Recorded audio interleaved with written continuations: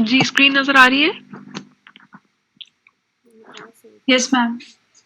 Okay, तो हम क्या कर रहे थे जी? Independent sample test was run to check association of total perceived stress with gender.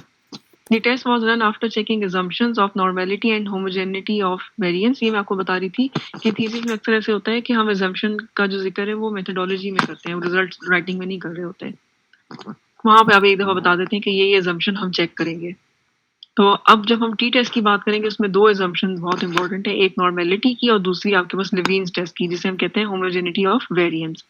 ये दो assumptions आप चेक करेंगे. ये चेक करने के बाद आपने टी टेस्ट रन किया. अब रिजल्ट आप ऐसे बता रहे हैं यहाँ पे रिजल्ट्स शोड दैट फीमेल और आगे ब्रैकेट में आपने अपने आउटकम का मीन और स्टैंडर्ड डेविएशन देना है. आउटकम टोटल ऑप्टिमिज्म है. ये फर्स्ट टेबल जो हम रीड कर रहे थे लेट्स से कि हम उसमें से ले रहे हैं. ये चेंज होगा क्योंकि मैंने यहाँ पे टोटल परसीव स्ट्रेस दिया हुआ है, यहाँ जो आपको नजर आ रहा है पावर पॉइंट में.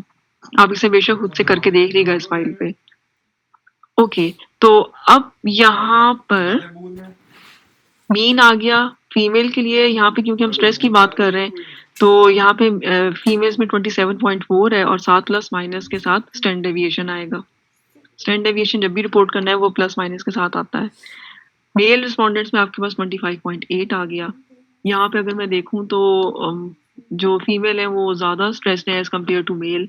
और मैथमेटिकली अगर मैं देखूं तो डिफरेंस ज़्यादा डिजिट्स का बन रहा है, यानी 1-2 डिजिट्स का बन रहा है डिफरेंस यहाँ पे. तो इसमें ये है कि होपफुली पी वैल्यू जो है वो भी सिग्निफिकेंट डिफरेंस बताएगी.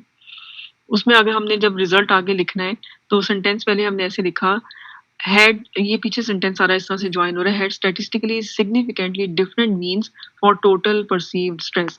अब यहाँ पे आगे टी टेस्ट यानी आप टी लिखेंगे ब्रैकेट में 431 जो डिग्री ऑफ फ्रीडम है, यानी जिस रो में आपने पी वैल्यू रीड की होगी टी टेस्ट की वहीं पे डिग्री ऑफ फ्रीडम का भी एक सेक्शन होता है. आपने वही डिग्री ऑफ फ्रीडम रिपोर्ट करना है ब्रैकेट में. इज इक्वल टू 2.89 ये टी टेस्ट का आंसर है. ठीक है, और आगे आपके पास पी वैल्यू आ गई 0.004. अच्छा, अब हम ये काम करते हैं, हम SPSS फाइल में टोटल परसीव्ड स्ट्रेस के साथ जनरेट करते हैं रिजल्ट. ठीक है, स्टेप बताएं मुझे जल्दी से कैसे करना होगा. Ma'am analyse, comparing means, independent sample t test. और मैम जी बोले. मैम जो आउटकम है उसको हमने टेस्ट वेरिएबल में रखना है मैम. ठीक हो गया, हम यहाँ पे यही ले लेते हैं जो रिजल्ट में लिखा हुआ है. ये हो गया. और ग्रुपिंग टोटल परसीव्ड स्ट्रेस. ठीक है, ये इसका मिलता है स्केल, इसका नेट पे अवेलेबल है. सिंपल सा इसका स्केल है इसलिए ये यूज कर लेते हैं अक्सर. क्लिनिकली शायद इतना नहीं है ये बेहतर, लेकिन वैसे हम करते हैं ये यूज. टोटल परसीव्ड स्ट्रेस हो गया जी हमारा आउटकम, और हम इससे जेंडर के साथ करना चाह रहे हैं. अच्छा बताएं, आगे बताएं.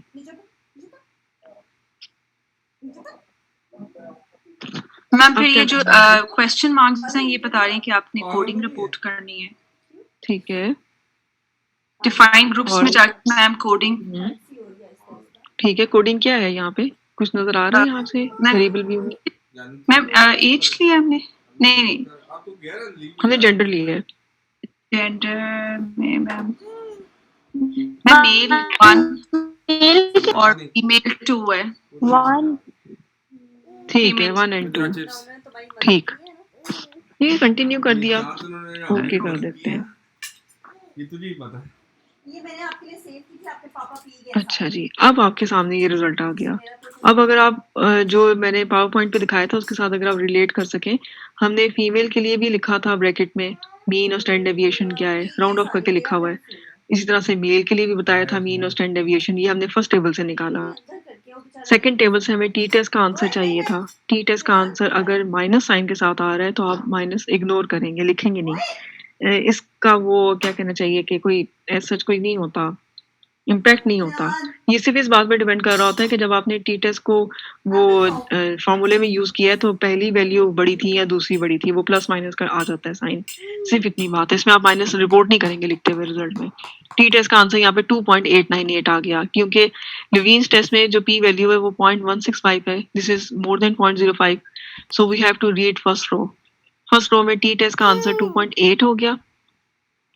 हमने टी लिखा था और ब्रैकेट में डिग्री ऑफ फ्रीडम थे, वो डिग्री ऑफ फ्रीडम ये नजर आ रहे हैं 431 इज इक्वल टू आंसर था टी टेस्ट का, वो 2.898 है। क्या किया रूथ ने?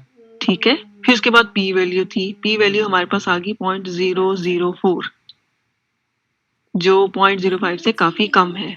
तो इसका मतलब ये हुआ कि मेल और फीमेल रिस्पोंडेंट्स में स्ट्रेस लेवल में डिफरेंस स्टैटिस्टिकली सिग्निफिकेंट है। या हम ये कह सकते हैं कि फीमेल रिस्पोंडेंट जो है, your female respondents had statistically significantly higher perceived stress as compared to male respondents। ठीक है, जैसे भी आप सेंटेंस बनाएं, लेकिन ओवरऑल मतलब ये है कि डिफरेंस सिग्निफिकेंट है।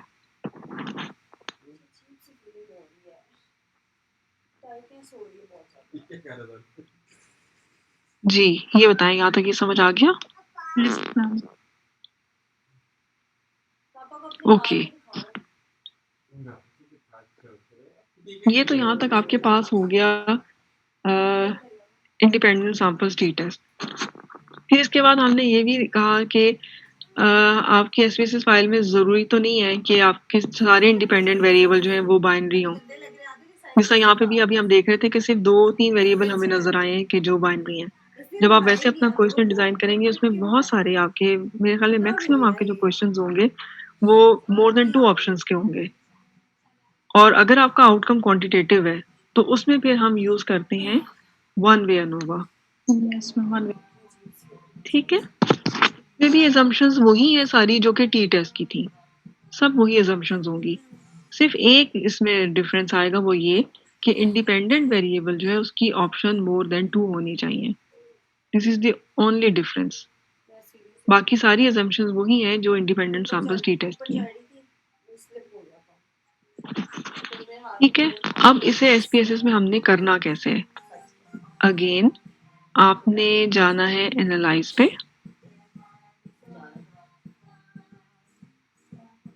एनालाइज पे जाने के बाद again you want to compare means, और यहाँ पे आएगी option one way ANOVA.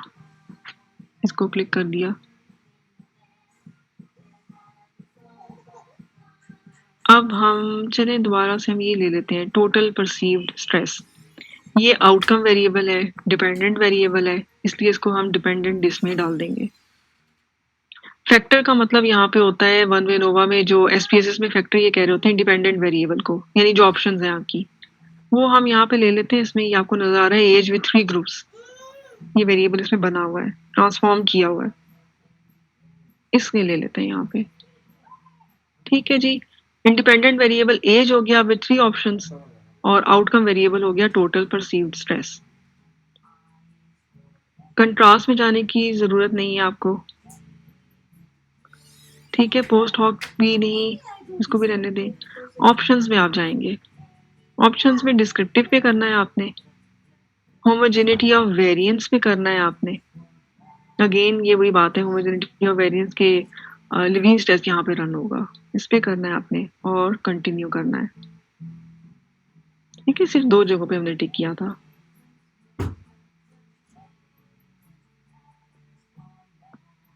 Okay कर दें। पानी लाई यार। ये 3 आपके सामने टेबल आ गए। पहला टेबल डिस्क्रिप्टिव है, हमारा आउटकम क्या था वो इधर नजर आ रहा है, ऊपर लिखा हुआ टोटल परसीव्ड स्ट्रेस, जो कि क्वांटिटेटिव है। इंडिपेंडेंट वेरिएबल एज के हैं 3 ग्रुप। अब इन तीनों ग्रुप के लिए अगर आप आगे देखें तो पहले नंबर भी नजर आ रहा है, यानी टोटल रिस्पोंडेंट नंबर कितना आ रहा है हर एक ऑप्शन में।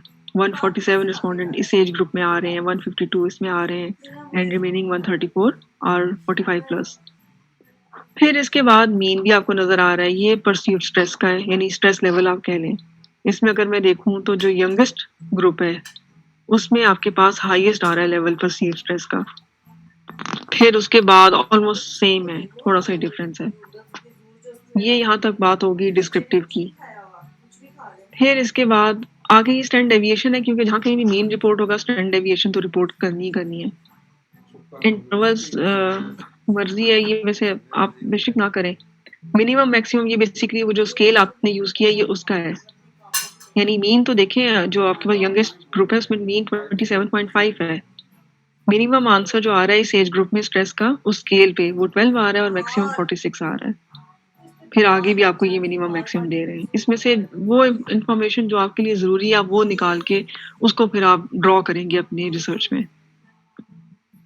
फिर इसके बाद सेकंड टेबल है। सेकंड टेबल बेसिकली लिवीन्स टेस्ट का है। इसकी इंटरप्रिटेशन अगेन वही है कि अगर आपके पास 0.05 से बड़ा आंसर आ रहा है तो हम ये कहते हैं कि जो वेरिएंसेस हैं वो ऑलमोस्ट इक्वल है, स्प्रेड एक जैसा है।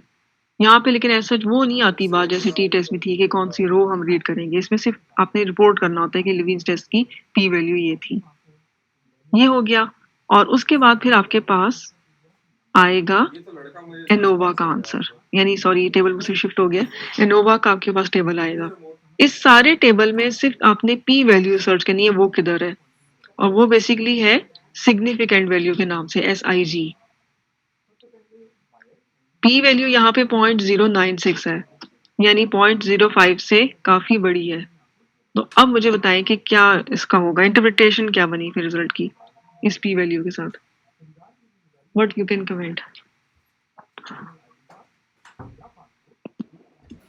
Ma'am, the difference was due to some by chance. Yes, यानी ये जो ऊपर आपको मीन नजर आ रहा है 27.5, 26.5, 26.0, ये जो डिफरेंस नजर आ रहा है this is just due to chance, और you can say that null hypothesis has been accepted, or you can say that there is not any difference in total perceived stress level among these three age groups. ठीक है, ये clear हुआ? Yes, ma'am. Okay अच्छा, मैं फिर दोबारा switch करती हूँ पावर पॉइंट के साथ।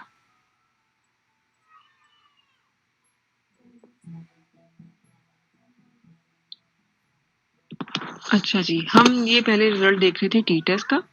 इस रिजल्ट में बता दें मुझे, टी टेस्ट के रिजल्ट में इसमें तो अब कोई कंफ्यूजन नहीं है? No, ma'am. ठीक है, फिर इसके बाद जब आप आएंगे नीचे तो यहाँ पे ये टेबल भी आपको नजर आएगा, यानी जब आपने आर्टिकल्स में देखा होगा या थीसिस में तो उसमें कंपाइल्ड टेबल बनते हैं, इंडिपेंडेंट वेरिएबल सब एक साथ आएंगे। फिर उनमें जब आप रिजल्ट ये इस तरह से एसपीएसएस में निकालेंगे वो सारी इन्फॉर्मेशन अब आपने वहां से लेके अपने इस टेबल में इंसर्ट करते जाना है। ऐसे हरगिज नहीं होगा कि एसपीएसएस के टेबल कॉपी पेस्ट करने हैं, ये कहीं पे भी नहीं होता, ना आर्टिकल के लिए होता है ना थीसिस के लिए होता है।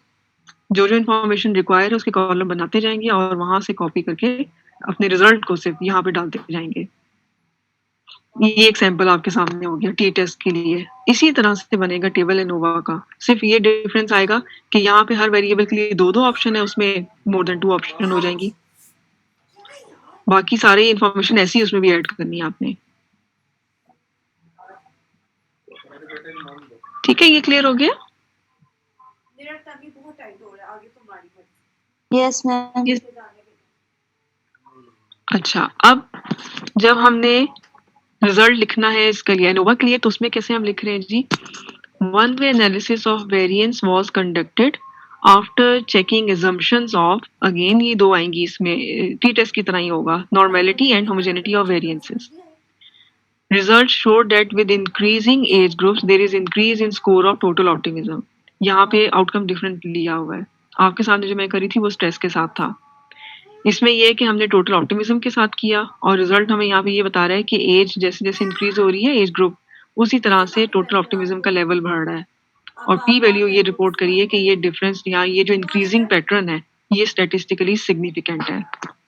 पहले हम टी टेस्ट के लिए टी लिख रहे थे, एनोवा के लिए एफ टेस्ट होता है, एफ लिखेंगे ब्रैकेट में आगे डिग्री ऑफ फ्रीडम आएंगे, फिर is equals to F test का आंसर और पी वैल्यू आ जाएगी आगे।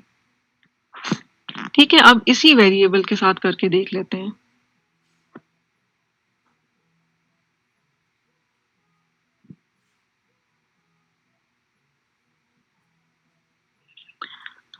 एनालाइज पे गए हम, कंपेयर मीन्स पे गए, वन वे एनोवा पे हम चले गए। टोटल परसीव्ड स्ट्रेस को आप माइनस कर दें और टोटल ऑप्टिमिज्म इंसर्ट कर दें और ओके कर दें। ठीक है, आप जैसे ओके करेंगे, इसमें आपके पास ये टोटल ऑप्टिमिज्म है। यहाँ पे अगर हम देखें तो फर्स्ट में आपके पास ऑप्टिमिज्म लेवल 21.3 है, देन 22.1, देन 22.9, यानी एक इंक्रीजिंग पैटर्न आपको नजर आ रहा है। लेकिन ये इंक्रीजिंग पैटर्न सिग्निफिकेंट है या नहीं, इसके लिए हम ये लास्ट टेबल पे आएंगे, इसमें पी वैल्यू देखेंगे। ये 0.05 से कम है, तो इसका मतलब कि ये जो पैटर्न आपको इंक्रीजिंग पैटर्न जो नजर आ रहा है, this is statistically significant thing. ठीक है, जो लिवीन्स टेस्ट है ये हम रन तो कर लेते हैं, सच बहुत ज्यादा इसकी जरूरत नहीं है, शायद थीसिस के लिए ना हो बिल्कुल। आर्टिकल राइटिंग में वैल्यू रिपोर्ट नहीं करते ना मैम? नहीं इसकी रिपोर्ट करते हैं मैम हाँ, दोनों ये कि के आप थीसिस में नहीं करते मरियम। हाँ, ये है कि आप मेथोडोलॉजी में जरूर बताएं, मेथोडोलॉजी में जरूर बताएं कि आपने इस टेस्ट के थ्रू चेक किया हुआ है। मैम अगर उसमें तो हमने ये किया था ना कि अपर वाली कॉलम यूज करते हैं या लोअर वाली जी column, तो जी मेथोडोलॉजी में भी यही मेंशन करेंगे मैम? नहीं, मेथोडोलॉजी में सिर्फ इतना ही आप करेंगे मेंशन कि आपने लिवीन्स टेस्ट को कंसीडर किया है to check answer of t test, और मैम इसका ये आंसर है? और इसका ही आंसर है बिल्कुल। और मैम ये तो कुछ कंपैरिजन तो नहीं करना मैम उसकी वैल्यू का किसी से? नहीं, ऐसा कुछ भी नहीं करना। ठीक है, थैंक यू। ठीक है जी, तो ये अब आपके पास दो टेस्ट आज हुए जो ऑलमोस्ट एक ही जैसे हैं, सिर्फ डिफरेंस ये आता है कि जो इंडिपेंडेंट वेरिएबल है उसमें ऑप्शंस कितनी है, 2 ऑप्शन है या 2 से ज्यादा ऑप्शन है। ठीक है, एक टेस्ट हमने कल किया था काई-स्क्वायर टेस्ट ऑफ एसोसिएशन, आज हमने 2 टेस्ट कर लिए। कल इंशाल्लाह हम कोरिलेशन कवर करेंगे, ये लास्ट टेस्ट आपका होगा कोरिलेशन का। उसके बाद मैं आपसे थोड़ा-सा डिस्कस करूँगी जो यूनिवर्सिटी एग्ज़ाम है उसका पैटर्न किस तरह से होगा। पैटर्न तो वैसे जो उनका डिसाइडेड है वही होगा। आई मीन कि कुछ मैं आपसे शेयर करूँगी कि क्वेश्चन किस तरह से आएँगे यूनिवर्सिटी एग्ज़ाम में। ठीक है? मैम उसमें प्रैक्टिकल तो नहीं होगा ना यूनिवर्सिटी एग्जाम में? नहीं, नो नॉट एट ऑल। वो नहीं लेते प्रैक्टिकल। प्रैक्टिकल तो इस दफ़ा मैं भी नहीं ले सकूँगी, बस थोड़ा-सा जो आपका प्रोजेक्ट है उसमें 1-2 पॉइंट मैं थोड़े से और ऐड करूँगी। ठीक है मैम, थैंक यू। ठीक है, लेकिन वो ईज़ी होंगे, आप लोग जल्दी कर लेंगे और फिर आपको रिजल्ट मैं आपको दे दूँगी इंटरनली। ठीक है जी, चले ये इन टेस्ट को एक दफ़ा खुद से ज़रूर परफॉर्म करिएगा और कल आप मुझे बता दीजिएगा अगर कोई कंफ्यूजन है। Okay ma'am, thank you ma'am, अल्लाह हाफिज, टेक केयर। वेलकम, ओके जी, अल्लाह हाफिज, टेक केयर, टेक केयर।